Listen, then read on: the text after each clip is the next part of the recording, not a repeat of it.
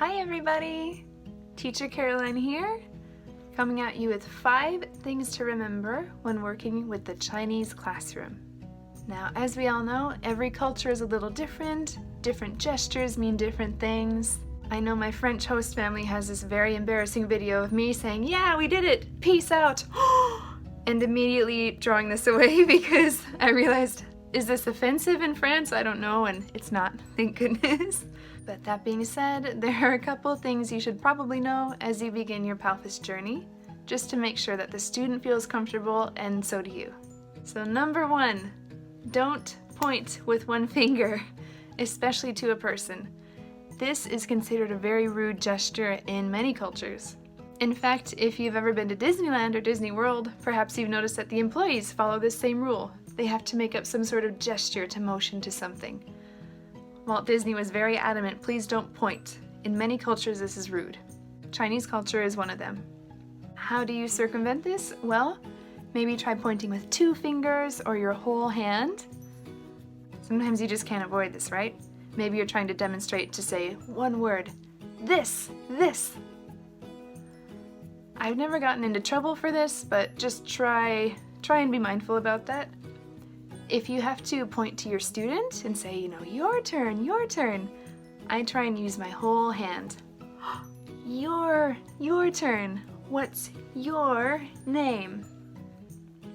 Not only do I not point my one finger at them, it also really makes this gesture very big. So hopefully that clicks. Huh? Oh, she means me. Number 2, don't wink. Now, if you're going through the interview process or you've started the trial lessons, you're probably thinking, what? Because one of the most basic lessons, Hello Monkey, has a slide where you're prompted to teach wink, like the cat.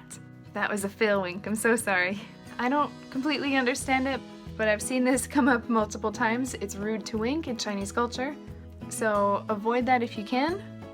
In my interview, I taught wink because that's what was written on the slide. But now, as an actual teacher, whenever I get to that slide in a trial lesson, I teach blink. I like that a bit better, honestly, because you're teaching eyes, plural. So, blink with both eyes. This is not a gesture, but I think it's very helpful. In China, the ABC song runs a little differently. Listen.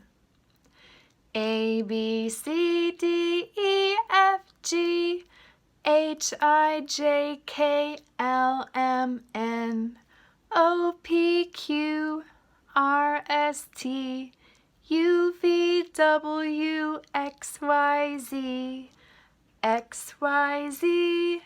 Now you see, I can sing my ABCs. So as you get started, it's gonna feel a bit strange at first maybe, but I would recommend running through it at least a few times. Try just singing that to yourself. Honestly, if I ever have a baby, maybe I'm going to teach them that version so that they don't think Elemino is one letter. Number 4, you should be careful not to say certain words. One of them is cow.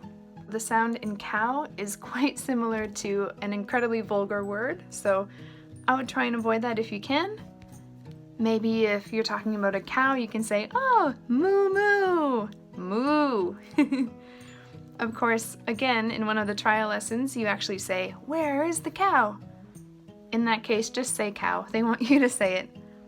Just be prepared in case the student might have slightly misheard you and they, just be prepared for that. Now, on the flip side of this, there are words in Mandarin which sound incredibly offensive in English. So one of my classmates in college, she was a Chinese exchange student, explained this to me. If you ever hear somebody say in Mandarin, ni and ga together, that is like their equivalent of saying, or how in English we'll say like or something like that. It's a filler word. So if you're working with a student, especially a little child, and you hear this, maybe they're thinking really hard about something and you hear that, it's probably not what it sounds like. So just be mindful of that. Please don't be shocked, although I know that still catches me off guard and I kind of go, huh? It's not what they mean, it's just a filler word. It's certainly not that. Number 5, learn from my mistakes. So I did a bit of homework before I started online teaching, and I learned that when you say bow, to bow is to say thank you. And so I would finish every class by saying, "Thank you so much. Thank you." Only I really got into it and I would say, "Thank you. Good job." Now, one time I exited out of the classroom. This was with VIP Kid. So on that platform, you can see the student after you leave, as long as their camera is still open. So I said, "Thank you.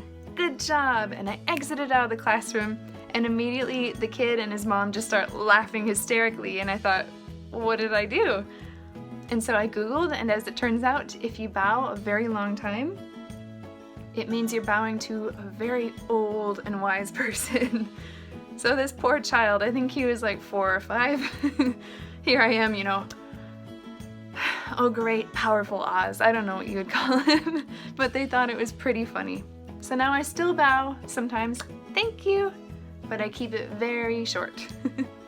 I hope these help you learn from my mistakes. We learn from other teachers. Thank you so much for watching. If you enjoyed my video, please hit subscribe. You can also find me in the Facebook group, Palfish, Getting Hired, Getting Started. I'm an admin and we love to see you there. Thank you so much. Goodbye.